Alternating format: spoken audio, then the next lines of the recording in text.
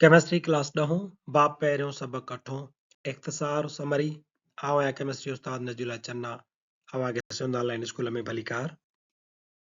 तव्हांजे अॼोके लेक्चर जो मौज़ू आहे समरी इख्तिसार।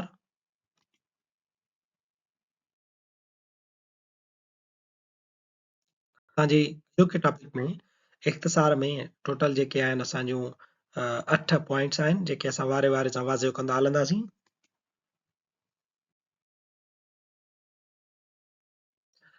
नंबर पहिरीं पॉइंट आहे in our daily life we must have observed certain changes occurring either physically और केमिकली। असां पंहिंजी रोज़मर्रा ज़िंदगी में तबई ऐं कीमियाई तब्दीलियूं थींदे ॾिसूं था पिया। In chemical changes, a stage is observed in which rate of forward reaction becomes equal to the rate of reverse reaction. कीमियाई तब्दीलियुनि में असां हिकु अहिड़ी स्टेज जो मुशाहिदो पिणु कंदा आहियूं जंहिंमें फॉरवर्ड रेट ऑफ रिएक्शन ऐं रेट ऑफ रिवर्स रिएक्शन पाण में ॿई बराबरि थी वेंदा आहिनि ऐं इन असां हालत खे चवंदा आहियूं इक्विलिब्रियम यानी तवाज़ुन वारी हालत। इन जे बारे में असां हाइड्रोजन आयोडीन जे पाण में कीमियाई अमल करणु ऐं हाइड्रोजन आयोडाइड जे ठहणु यानी फॉरवर्ड रिएक्शन ऐं वरी हाइड्रोजन आयोडाइड जे टुटी आयोडीन ऐं हाइड्रोजन में तब्दील थियणु यानी रिवर्स रिएक्शन जे बारे में पढ़ियो हुयोसीं। अहिड़नि क़िस्मनि जे कीमियाई अमलनि खे असां रिवर्सिबल रिएक्शन चवंदा आहियूं ऐं इन्हनि में फॉरवर्ड रिएक्शन पिणु थींदो आहे यानी रिएक्टेंट्स प्रोडक्ट में तब्दील थींदा आहिनि ऐं वरी रिवर्स रिएक्शन पिणु थींदो आहे जंहिंमें प्रोडक्ट वरी रिएक्टेंट्स में टुटी तब्दील थी वेंदी आहे। इन में हिकु अहिड़ी स्टेज ईंदी आहे जॾहिं तव्हांजो फॉरवर्ड जेको रिएक्शन थिए थो उन जी रफ़्तार ऐं जेको रिवर्स रिएक्शन थिए थो उन जी रफ़्तार ॿिन्ही जी पाण में बराबरि थी वेंदी आहे। अहिड़ी क़िस्म जी हालत खे असां स्टेट ऑफ इक्विलिब्रियम सॾियूं था।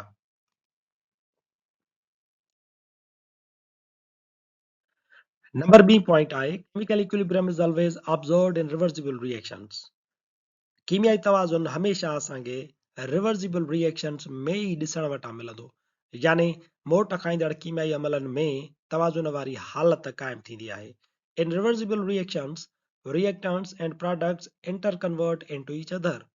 मोट खाईंदड़ कीमियाई अमलनि में रिएक्टेंट्स ऐं प्रोडक्ट्स हिक ॿिए में पिया तब्दील थींदा आहिनि। These reactions will never reach to completion.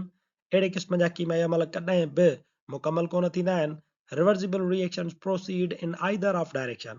Reversible reaction कंहिं बि तरफ़ ॾांहुं हली सघनि था। फॉरवर्ड जे तरफ़ बि वञी सघनि था यानी रिएक्टेंट्स जेके आहिनि प्रोडक्ट्स में तब्दील थींदा ऐं वरी बैकवर्ड बि थी सघनि था यानी जेकी प्रोडक्ट आहे उहा टुटंदी ऐं रिएक्टेंट्स में पिणु तब्दील थी सघे थी।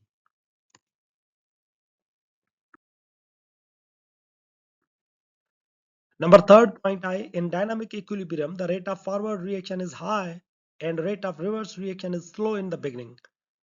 मुतहरिक तवाज़ुन में यानी असांजे जेको कीमियाई अमल थियनि था उन्हनि में जेको तवाज़ुन थींदो आहे उहो थींदो ई मुतहरिक आहे छो त हिकिड़ियूं शयूं पाण में मिली करे प्रोडक्ट ठाहींदियूं आहिनि ऐं वरी प्रोडक्ट टुटी करे वरी रिएक्टेंट्स में तब्दील थींदी आहे यानी शयुनि ठहण जो अमल ऐं शयुनि ढहण जो अमल मुस्तक़िल तौर ते हलंदो आहे पियो।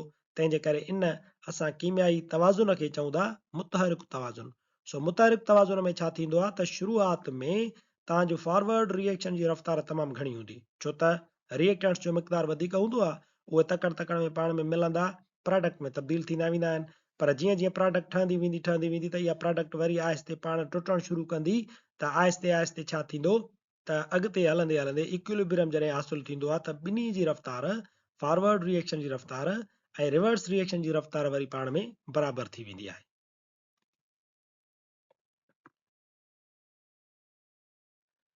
Number fourth point आहे असां वटि dynamic equilibrium can only be achieved in a closed container with fixed temperature. मुतहरिक तवाज़ुन सिर्फ़ बंदि सिरिश्ते में मख़सूस गर्मी पद ते क़ाइमु थी सघे थो।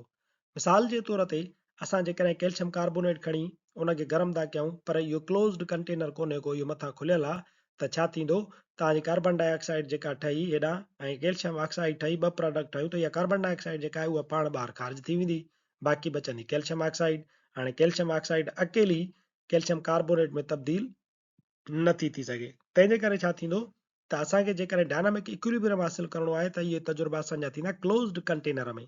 हाणे क्लोज़्ड कंटेनर में असां कैल्शियम कार्बोनेट खे जॾहिं गरम था कयूं त उहा टुटे थी कैल्शियम ऑक्साइड ऐं कार्बन डाइऑक्साइड में।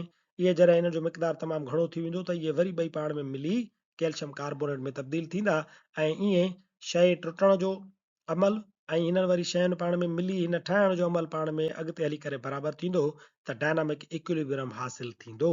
यानी डायनामिक इक्विलिब्रियम हासिल करण जे लाइ असांखे क्लोज्ड कंटेनर जो हुजणु ज़रूरी आहे ऐं गर्मी पद हिकिड़ो फिक्स हुजे।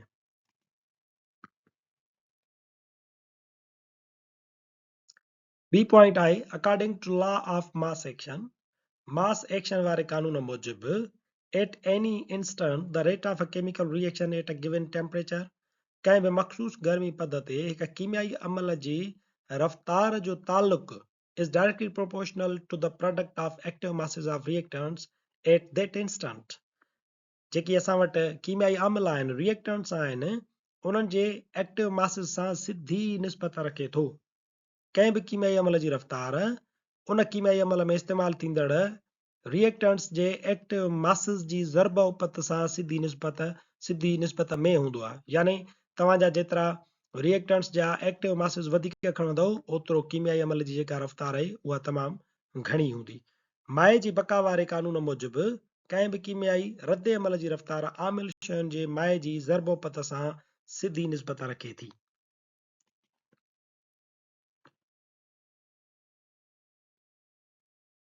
ॿियो असां चैप्टर में इहो पढ़ियो हुयोसीं त an equilibrium constant is used to show the relationship between molar concentration of products and reactants।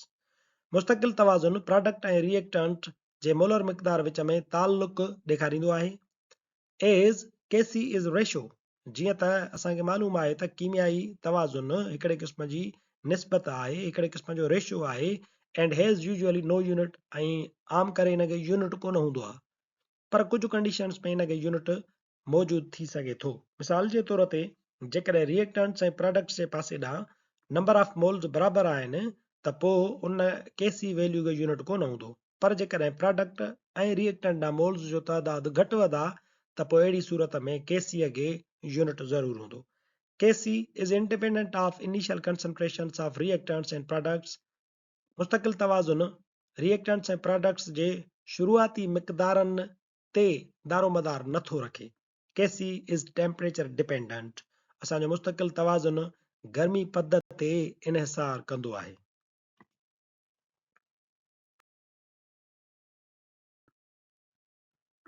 The value of Kc tells us the extent of reaction. For example, it tells how far the reaction has proceeded towards the product formation at given temperature।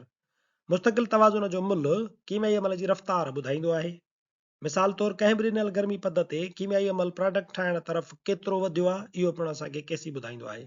इहो असां पंहिंजे chapter में अॻे video lectures में इहो पढ़ियो हुयोसीं त एप्लीकेशन्स ऑफ केसी थींदियूं आहिनि, जंहिंमें हिकिड़ो हुयो predicting the direction of a chemical reaction, यानी कीमियाई अमल जो तरफ़ कीअं मालूम कजे उहो बि असांखे केसी ॿुधाईंदो आहे। या वरी predicting the extent of a reaction, इहा नंबर सेकेंड एप्लीकेशन हुई केसीअ जी। सो वैल्यू जेको केसी जो आहे उहो असांखे कंहिं बि कीमियाई अमल जी हद यानी उनजी रफ़्तार ॿुधाईंदो आहे त केतिरा जेके रिएक्टेंट्स आहिनि उहे प्रोडक्ट में तब्दील थी चुका आहिनि। It also gives the direction of a reaction. ऐं असांखे केसी जो वैल्यू उन कीमियाई अमल जी जेको रुख आहे, तरफ़ आहे, उहो पिणु ॿुधाईंदो आहे। मिसाल जे तौर ते हाइड्रोजन आयोडाइड जेको आहे उहो हींअर जो फॉरवर्ड रिएक्शन में थो वञे, या उहो असांजो हाइड्रोजन आयोडाइड जेको आहे रिएक्टेंट्स में तब्दील थो थिए, यानी उहो बैकवर्ड रिएक्शन में थो वञे। त इहो असां मालूम करण जो तरीक़ो सिखियो हुयोसीं त जेकॾहिं हिननि जूं असां कंसंट्रेशन्स खणूं ऐं उहे असां केसी एक्सप्रेशन में पुट कयूं त असांखे रिएक्शन कोशंट मिलंदो, ऐं पोइ असां उन्हनि जी उहा कैलकुलेशन करे इहो अंदाज़ो लॻाए सघूं था त हीउ जेको रिएक्शन आहे उहो फॉरवर्ड डायरेक्शन में थो वञे या बैकवर्ड डायरेक्शन में थो वञे।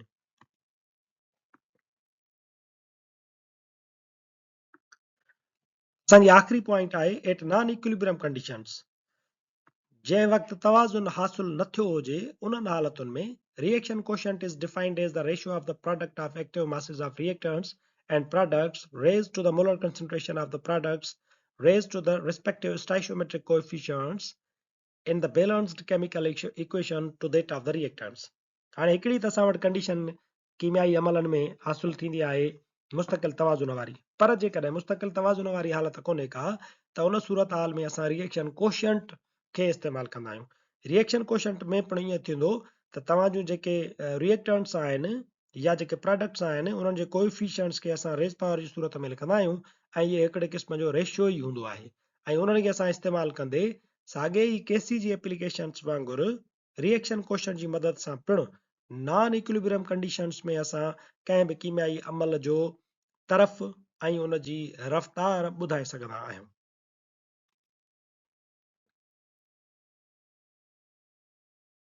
ऐं आख़िरी पॉइंट सां गॾु असांजो जेको लेक्चर पुॼाणी ते पहुचे थो, वरी हाज़ुर थींदासीं नए लेक्चर सां गॾु। तेसिताईं ॾिसंदा रहो सिंध ऑनलाइन स्कूल।